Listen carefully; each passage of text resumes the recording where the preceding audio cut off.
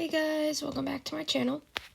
Today I'm making an entry for Sleepy Gemstones art competition, and this is two parts of like the same entry or two entries. I don't really know which it would be considered. I don't really care either way, but the first one is obviously the drawing, which is like the reception area or the ceremony area. I don't really know which. And the second part of it is I've created some vows that I think would be really cool. Or not cool, but I think they work very well. I tried to tie it into what little bit I know about Gemma's and Ember's story. So, yeah. Oh, and heads up, if I sound a little sick, that's because I am. So, let's get on with the vows that I created. As long as the fire can blaze in our hearts, as long as I can still cry tears, neither status nor upbringing part our paths. Whether it was fate or chance, we live with our hearts ever tangled till our final sunset. Through our travels and our losses, our successes and failures, let whatever binds us together stay strong. So, yeah, those were the vows for entry number 1 or part 1 or whatever. And for the second part, I'm going to walk through my process of how I came to this drawing, basically. So the arch is made out of antlers that were heavily inspired by Gemma's, wedding antler designs. I wanted to try to stay as in universe as possible, so I thought that would be a good touch to keep it very similar. I also took inspiration from the original video that announced the project with the hanging vines, because it kind of, I don't remember exactly what it says, but Gemma does step out into the open and pulls either the curtains or vines or something away. So I think that was an important part to the story, so I wanted to keep that there. I was originally planning on having a very basic sky, but I thought a sunset would feel much more in the idea of what I think the characters might represent, but I'm not sure because I don't know much about the characters, which I actually can't wait to learn more.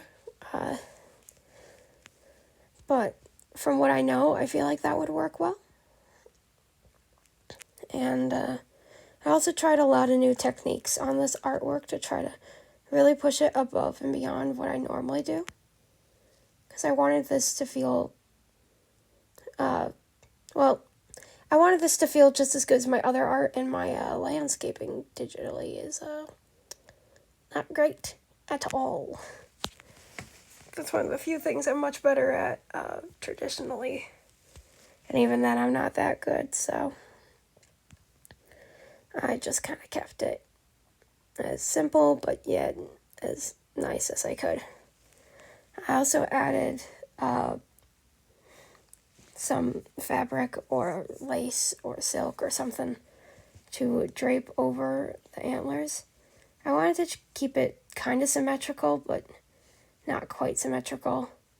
So I do have the arches off to the side a little with the vines to the left, and I ended up making other parts that weren't as symmetrical. I wanted to kind of step away from it being symmetrical, as a lot of my artwork tends to be very symmetrical. And yeah, I tried to mimic the gold that was in the antlers that I saw, and overall I really tried very hard to make this feel like it'd be a part of the universe instead of just one of my creations.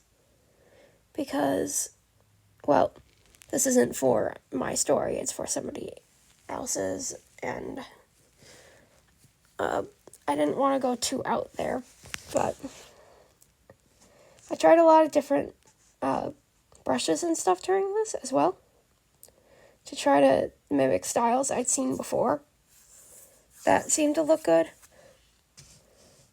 Overall, I'm pretty happy with it, and yeah, a lot of this is just shading and working on it and overall. But while we're on the topic of the video and this goes on, I want to apologize for the short video or poor content in this video, because I know a lot of people don't really know me for landscapes and stuff, so this might not appeal to a lot of people. And I'd also like your guys' opinion on my next video, because I want to do my next video, which will probably be a couple videos from now, but I want to do a video series that just has, dragons based off of animals like deers or foxes or stuff like that. Since I did one of a crocodile, I kind of want to explore that. So yeah. Anyway, back to the drawing. I added these little candle stands because I wanted to add fire into it somehow to kind of tie in with Ember's story. And I also found a really cool brush that really inspired me. It was the flame brush, I think, and I really liked it, so I wanted to use that. It was really just an excuse to use that brush, not gonna lie.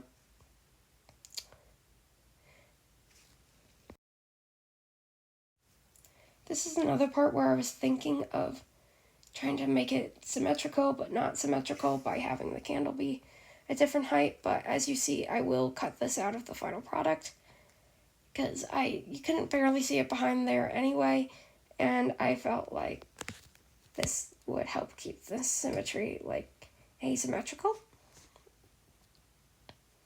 And honestly, if I could change this drawing in hindsight, I think I would have added a lot more detail to it, and I think I would have tried to follow the rule of thirds a little better, because I usually don't take that into consideration into my drawings, since I do a lot more reference style drawings and very simple drawings with backgrounds, opposed to very aesthetically pleasing ones with the rule of thirds.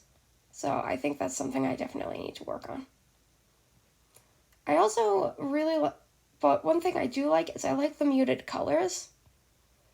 I think that would really help Gemma and Ember to really stand out if they were placed in a photo with similar colors, seeing as both of them have pretty bright colors.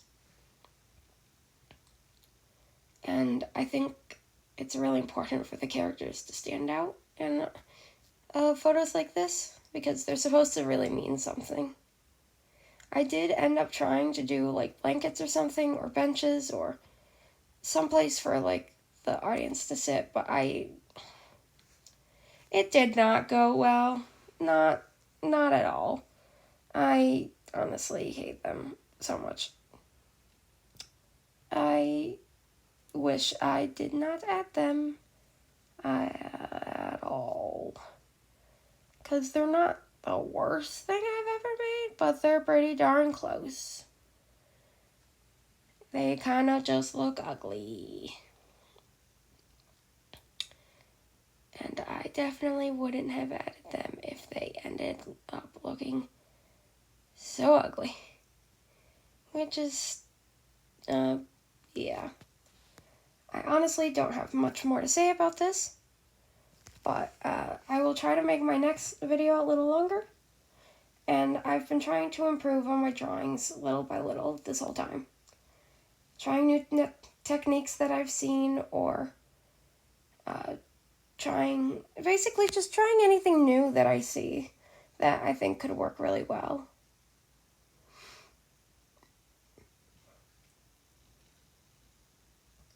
I really do try to improve my styles as much as I can. And I think it's good practice for me to try, doing something different, like a landscape, or a set piece like this. Next time, if you guys aren't, if this is something you're interested in, I might try to do like a figure drawing. It wouldn't have much detail. It would just kind of be me working on expressions and body language and all that. If you did enjoy today's video, don't forget to leave a like and subscribe to my channel. This is out of the ordinary, but I do drawings of dragons all the time, if that's something you're into. Leave a comment down below what kind of animal you'd like to see a dragon made out of, or what you'd like to see next. See you guys next time. Bye!